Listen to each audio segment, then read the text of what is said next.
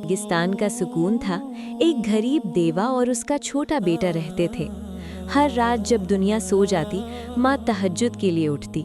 वो अपनी कांपते हुए हाथ उठाकर धीमी आवाज में कहती, या अल्लाह, मेरी औलाद को कभी किसी के सामने झुकना ना पड़े सिवाय तेरे। उसका बेटा समझ नहीं पाता था कि उसकी माँ सजदे में क्यों रोती है। साल गुजर गए, बेटा बड़ा हो गया। जिंदगी आसान नहीं थी। कभी खाने को कुछ नहीं होता था, कभी वो अल्लाह से शिकवा करने लगता, कभी हार मान लेने का दिल करता। एक रात एग्जाम्स में फेल होने के बाद वो टूट गया। उसने अपनी माँ को फिर सजदे में देखा, खामोशी से रोते हुए। उस रात उसने पहली बार अपनी माँ की दुआ साफ सुना।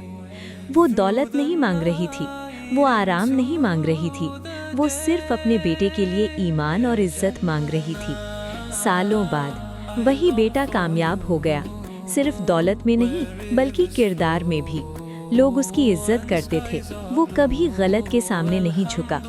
एक दिन काबा के सामने खड़ा होकर उसने हाथ उठाए और कहा, या अल्लाह, मेरी माँ के आंसुओं को मेरे कामयाबी बना दे।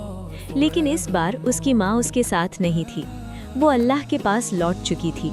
और उसने समझा, कुछ दुआएं आंसुओं के बाद कबूल होती हैं, कुछ कुर्बानियाँ तब समझ आती हैं जब हम किसी को खो देते हैं। मॉरल: अपने वालिदैन की खामोश दुआओं को कभी हल्का मत समझो। माँ की दुआ तकदीर बदल सकती है।